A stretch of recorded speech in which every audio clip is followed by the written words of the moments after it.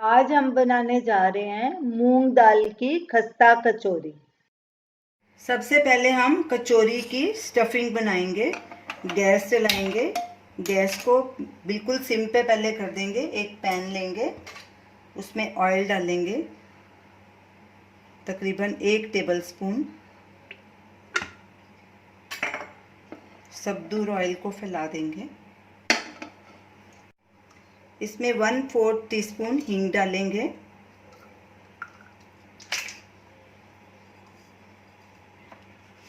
तेल को थोड़ा गर्म होने देंगे।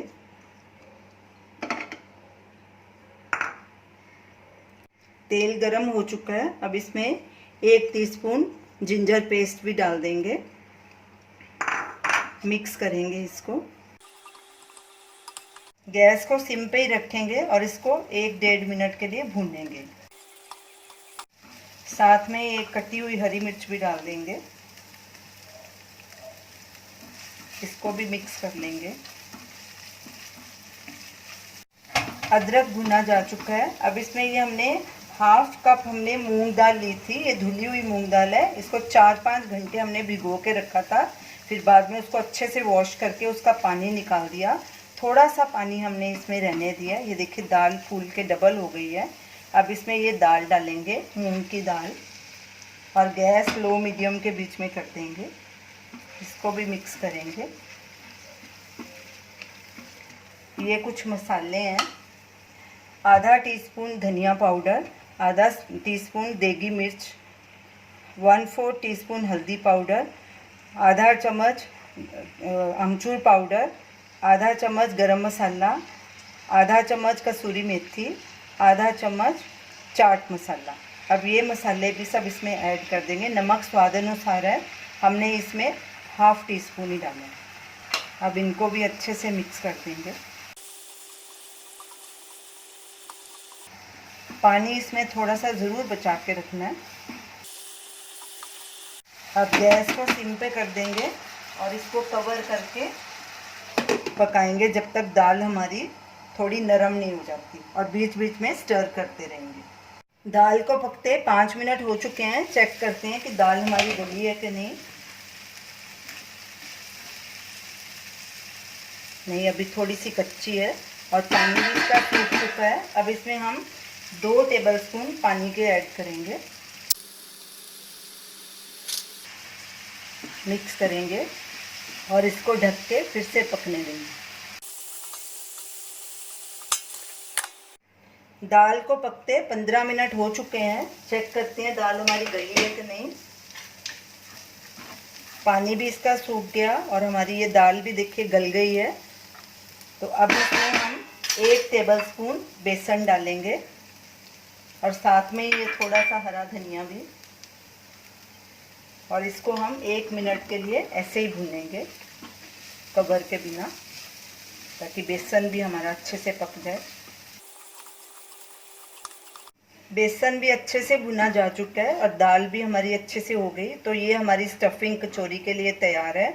गैस करेंगे बंद और इसे एक प्लेट में ट्रांसफ़र करेंगे और इसको बिल्कुल ठंडा होने देंगे। जब तक हमारी स्टफिंग ठंडी हो रही है तब तक हम कचौरी का डो तैयार कर लेते हैं। हमने 1 कप मैदा लिया है। उसमें 2 टेबलस्पून हम ऑयल के डालेंगे।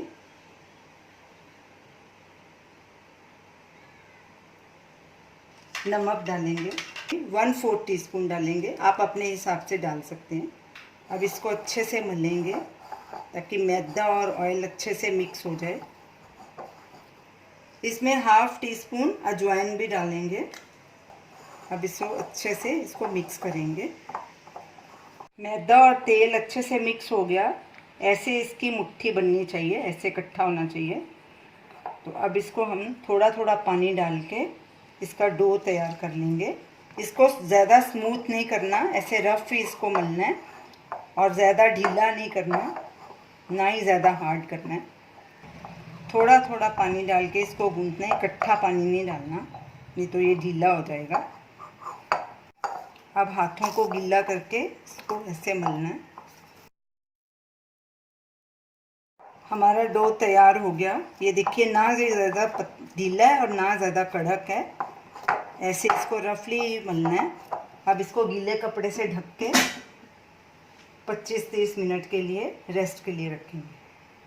आटे के डो को रखे आधा घंटा हो चुका है। हाथ को हमने थोड़ा सा ऑयल लगा लिया। इसको फिर से थोड़ा ऐसे मसल लेते हैं। तो उधर हमारी स्टफिंग भी ठंडी हो चुकी है। तो चलो अब कचौरी बनाना शुरू करते हैं। अब डो को लंबा करके इसके 8 पीसेस कर लेते हैं। अब इसके हम 8 पीसेस कर लेते हैं। अब इनको एक बोल में रख लेंगे और इसकी कचौरियाँ तैयार कर लेंगे। इसको भी, स्टफिंग को भी 8 हिस्सों में बांट लेंगे। तो चलिए कचौरी बनाना शुरू करते हैं। एक पेड़ा लेंगे, उसको ऐसे गोल करेंगे और उसको बेलेंगे। बीच में से थोड़ा मोटा रखना है, साइड इसकी पतली रखनी है।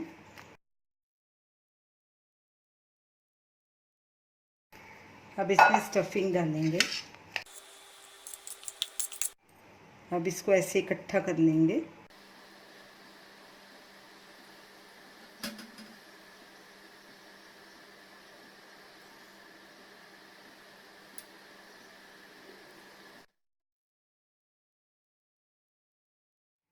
और इसको ऐसे दबा देंगे। अभी इसको हाथ से ही चपटा करेंगे।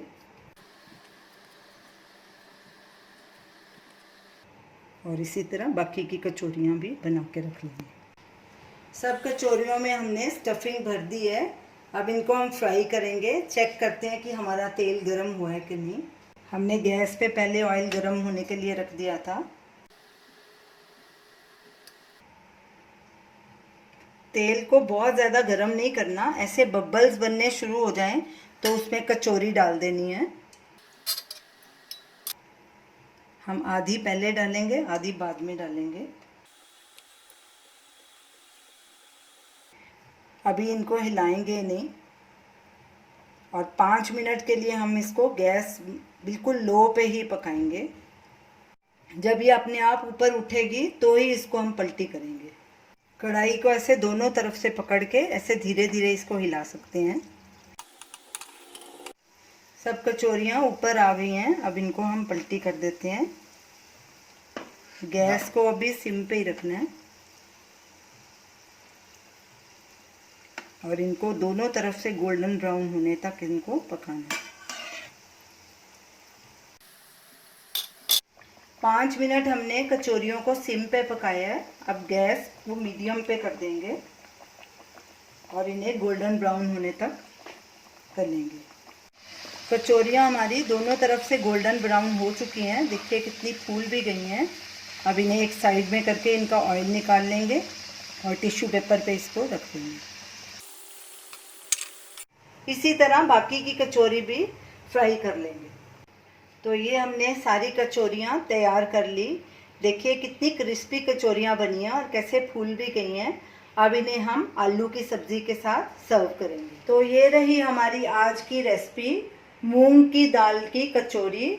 इसे हमने आलू की सब्ज़ी के साथ सर्व किया है। ये आलू की सब्ज़ी का वीडियो लिंक स्क्रीन पे दिया गया है, आप वहाँ देख सकते हैं। कचौरी हमारी देखिए कितनी क्रिस्पी बनी है। आपकी भी क्रिस्पी बनेगी। खाली 1-2 चीज़ों का ध्यान रखना है। तेल बहुत ज़्यादा गर्म नहीं होना चाहिए। तो जब भी कचौरी डालें बस उसमें थोड़े से बबल आने चाहिए। तो 5-6 मिनट पहले कचौरी को बिल्कुल सिम पे फ्राई करना है, फिर बाद में उसको मीडियम पे करना है और बाकी का उसको बाद में क्रिस्प करना है। तो जब ये गोल्डन ब्राउन हो जाए तो इन्हें उतार लेना है। तो आपकी कचौरी भी ऐसे ही अच्छे बनेगी। इसे ज़रूर ट्राई कीजिए और हमें अपना फीडबैक दीजिए और हमें बताइए कि आपको ये हमारी रेसिपी कैसी लगी। हमारे वीडियो को शेयर कीजिए, हमारे चैनल को सब्सक्राइब कीजिए। Thanks for watching.